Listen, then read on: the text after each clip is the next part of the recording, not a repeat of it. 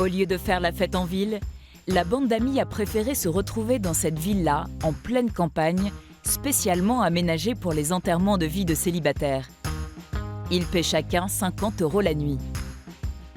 C'est un tout nouveau concept imaginé par Aurélien Boudier et son associé, diplômé de grandes écoles. Souvent, quand on pense enterrement de vie de célibataire, on imagine un week-end un peu déjanté dans une capitale où on peut sortir faire la fête. Comment est-ce que ça se fait qu'il y ait cette nouvelle demande maintenant? Alors on s'est rendu compte que tous les clients n'ont pas forcément le besoin d'aller se mélanger à d'autres personnes, d'aller visiter une nouvelle ville ou d'aller en boîte de nuit.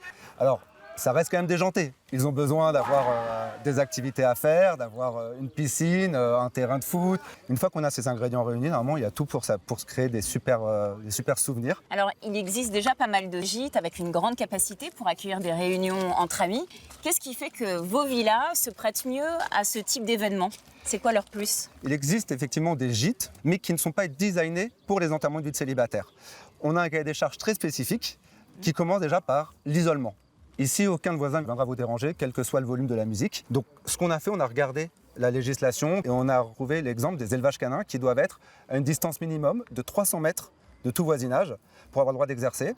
On s'est dit qu'un enterrement de vie de célibataire, aussi bruyant soit-il, ne ferait jamais autant de bruit qu'un élevage canin. Donc, on a pris ce point de référence et on s'assure de ne pas avoir de voisinage à moins de 300 mètres. Aurélien n'en est pas à son coup d'essai. Créée il y a 10 ans, sa société organise déjà des EVG dans toute l'Europe et emploie 50 personnes.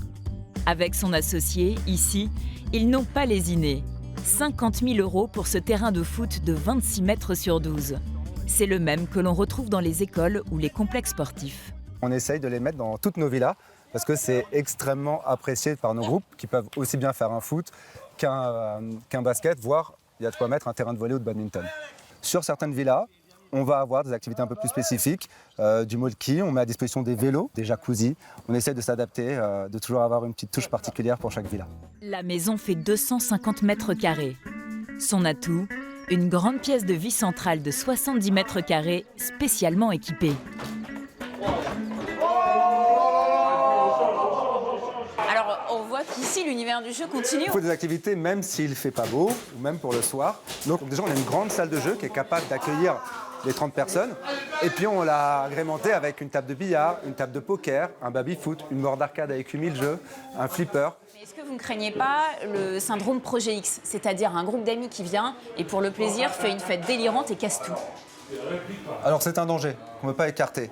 On s'est protégé de ça, d'abord avec la caution. 1 000 €, c'est pas suffisant pour remplacer toute une maison. C'est vrai, mais après on pourrait éventuellement aller les poursuivre en justice en cas de dégâts vraiment colossaux. On a investi sur un mobilier qui n'est pas trop cher, on n'a pas investi sur un équipement de cuisine très haut de gamme. Comme ça, c'est facilement remplaçable et on se prémunit d'éventuelles casses.